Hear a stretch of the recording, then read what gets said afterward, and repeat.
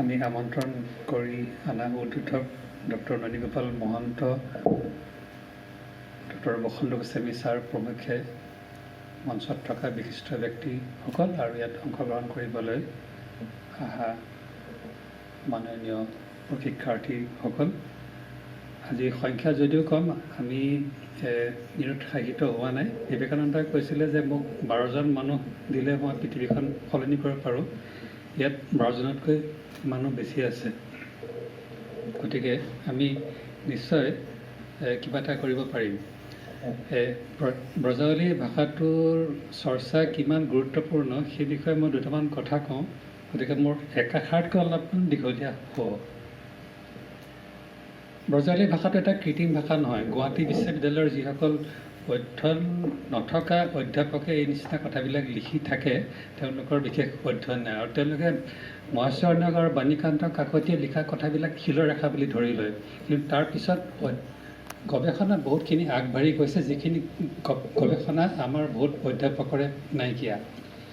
অসমৰ বাহিৰত ব্ৰজাৱলীৰ বিষয়ে এনেকুৱা গৱেষণা হৈছে আৰু তাৰ পৰা ওলাইছে ভাষাতাত্ত্বিকভাৱে যে শ্ৰীমন্ত শংকৰদেৱৰ অংকীয়া পৰা আধুনিক হিন্দী ভাষাটো ওলাইছে, আৰু তাৰ বাবে বেছি দূৰ যাব নালাগে। আপোনালোকে যদি শ্ৰীৰাম বিজয় নাটকখন চাই, তাত পৰশুৰামৰ যিবিলাক বচন আছে তাতে গম পাব কেনেকুৱা হিন্দী ভোজপুৰী শব্দবিলাক তাত আছে। আচলতে ভাষাটো হৈছে এখন নৈৰ নিচিনা, বোৱতী নৈখনৰ পানীৰ নিচিনাকৈ ভাষাটো সলনি হৈ গৈ থাকে। গতিকে ব্ৰজাৱলী ভাষাটো আছিলে মধ্যযুগৰ আগৰ সময়খিনিৰ কথিত ভাষা। শংকৰদেৱে সেইকাৰণে সেই কথিত ভাষাটোত মান্য ভাষাৰ ৰূপ দিলে, আৰু জনগণৰ কথিত ভাষাত চৰ্চা কৰাৰ কাৰণে তেখেতৰ ৰচনাবিলাক অতিশয় জনপ্ৰিয় হৈছিলে, আৰু ইমানেই জনপ্ৰিয় হৈছিলে যে তেখেতৰ কালীয় দমন নাটকখন বংগ এলেকাত গাঁৱে ভূঞে তাত প্ৰচলন হৈছিলে, আৰু সেইখনৰ অনুকৰণত বহু তাত নাটক ৰচনা হৈছিলে, আৰু তাৰ পৰাই যাত্ৰা আন্দোলনটো আৰম্ভ হৈছিলে। সেইকাৰণে ডক্টৰ সুকুমাৰ যিখন বংগৰ সাংস্কৃতিক ইতিহাস লিখিছে, তাত কৈছে যে বংগৰ ইতিহাসৰ 3টা শতিকা কালীয় দমন যাত্ৰা যুগ বুলি জনা যায়। গতিকে অসমীয়া সংস্কৃতিৰ ইমান চহকী যে আমাৰ এখন নাটকৰ নামেৰে বংগৰ ইতিহাসৰ 3টা শতিকাৰ নাম হৈছে। আমাৰ যিবিলাক মানুহে ভাবি থাকে যে বাংলা ভাষীসকল বংগ আমাতকৈ ইণ্টেলেকচুৱেলি বহুত ওপৰ, সেইটো একেবাৰে মিছা কথা। বংগ আৰু উত্তৰ ভাৰতৰ বেছিভাগ এলেকা 2600 বছৰ ধৰি আমাৰ অসমৰ ৰজাই শাসন কৰিছিলে। এইবিলাক ইতিমধ্যে মই বিভিন্ন কিতাপত লিখিছোঁ, আৰু সেইবিলাক কথা আজিলৈকে কোনো লেখকে কাউণ্টাৰ কৰিব পৰা নাইকিয়া। এতিয়া কথাটো হৈছে কি, আমাৰ অধ্যয়ন অতিশয় সীমিত। আমাৰ যিসকলৰ অধ্যয়নৰ দৰকাৰ, বিশেষকৈ অসমীয়াৰ ভাষাৰ যিসকল শিক্ষক অধ্যাপক, সেইসকলক এইবিলাক অধ্যয়ন বেছি দৰকাৰ। আমি এইটো বাতৰি গোটেই পেপাৰে পত্ৰই আমি প্ৰকাশ কৰিছিলোঁ, কিন্তু আমি তেওঁলোকক ইয়াত খুব কমেই পাইছোঁ। গতিকে মই আশা কৰোঁ যে আমি এইটো পুনৰুদ্ধাৰ কৰা আন্দোলনটো আগবঢ়াই লৈ যাব পাৰিম, যিহেতু ডক্টৰ মহন্ত ডাঙৰীয়াই এটা প্ৰস্তাৱ দিছে যে আমি যদি আৰু এনেকুৱা ধৰণৰ কৰ্মশালা কৰোঁ, তাত চৰকাৰৰ তৰফৰ পৰা সহায় আগবঢ়াব।